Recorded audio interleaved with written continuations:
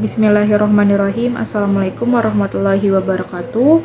Kami dari kelompok 10 izin memaparkan materi kita, yaitu tentang pengembangan perencanaan proyek Business Learning ICT di media pembelajaran Bahasa dan Sastra Indonesia. Sebelum presentasi dimulai, izinkan saya untuk memperkenalkan dari kelompok 10, yaitu ada Nizar Yafi, ada Fasya Juliawati, ada Salsabila Siva, dan saya sendiri Cahya Kamila. Baik, saya akan mulai presentasinya. Ada pengertian eksistensi. Eksistensi adalah bentuk bantuan atau dukungan yang diberikan kepada seseorang atau suatu pihak dalam menjalankan tugas atau aktivitas tertentu. Ini bisa berupa bimbingan, pertolongan, atau dukungan dalam berbagai bidang seperti pendidikan, kesehatan, sosial, dan bisnis. Dalam konteks akademik atau profesional, asistensi seringkali merujuk pada pendampingan atau bimbingan yang diberikan oleh seseorang yang lebih berpengalaman kepada individu yang membutuhkan arahan. Misalnya, dalam dunia pendidikan, asistensi bisa berupa bimbingan belajar atau mentoring. Baik, selanjutnya ada konten pembelajaran. Konten pembelajaran ini rangkaian materi konsep dan keterampilan yang dirancang untuk membantu siswa memahami suatu topik atau bidang studi. Konten ini bisa berupa teks, video, gambar, atau aktivitas interaktif yang mendukung proses belajar mengajar. Dalam pembelajaran berdiferensiasi, konten dapat disesuaikan dengan tingkat kesiapan dan minat siswa agar lebih efektif. Selain itu, konten pembelajaran harus kontekstual, menarik, dan relevan dengan kehidupan sehari-hari agar siswa dapat menghubungkan materi dengan pengalaman mereka. Guru memiliki kebebasan dalam merancang konten sesuai dengan kebutuhan siswa dan kurikulum yang berlaku. Dilanjutkan oleh teman saya, dipersilakan. Terima kasih. Tadi kan telah disampaikan mengenai definisi dari asistensi dan juga definisi dari konten pembelajaran. Berdasarkan hal tersebut, maka dapat disimpulkan bahwa asistensi konten pembelajaran ini merupakan bentuk dukungan atau pendampingan yang dilakukan kepada individu atau kelompok dalam pendidikan.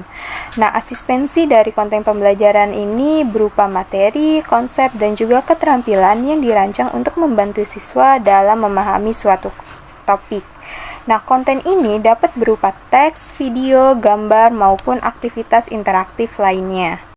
Nah, selanjutnya ada jenis dari konten pembelajaran.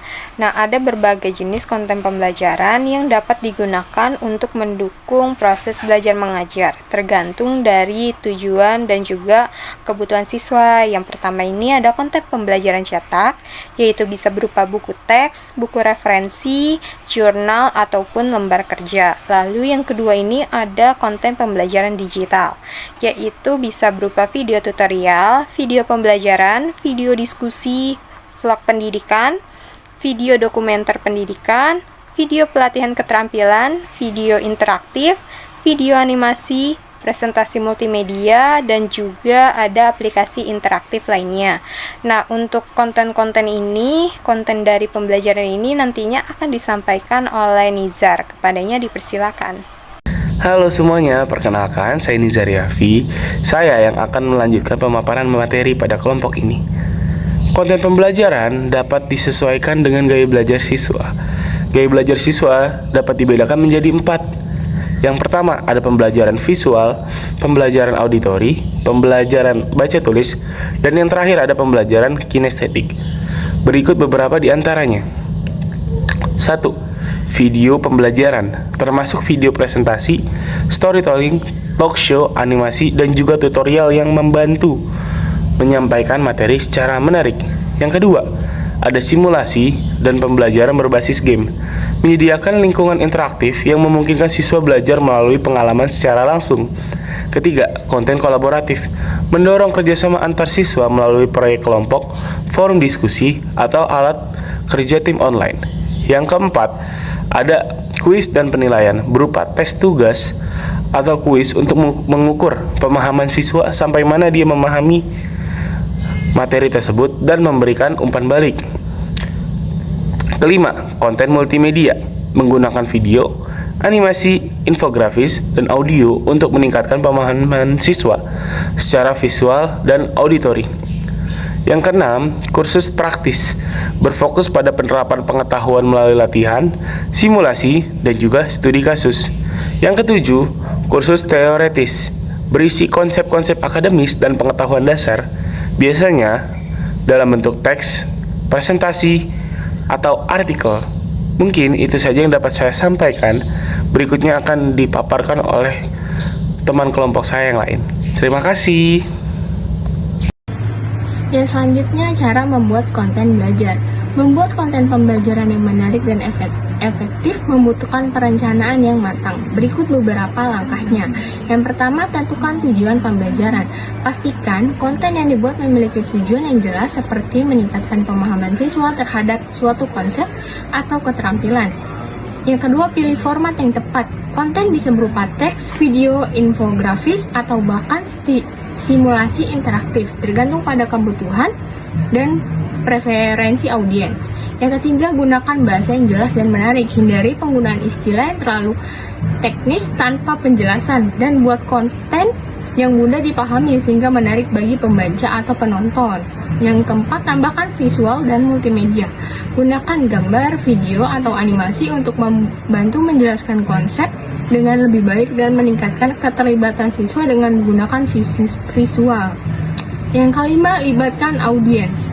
Gunakan metode interaktif seperti kuis, diskusi, atau proyek kolaboratif untuk membuat pembelajaran lebih menarik dan efektif. Yang keenam, evaluasi dan perbaiki.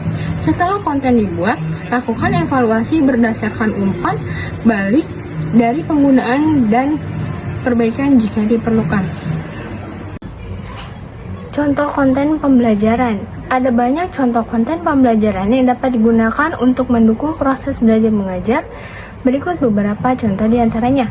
Yang pertama, tips belajar dan motivasi, berisi strategi belajar efektif dan cara meningkatkan motivasi siswa.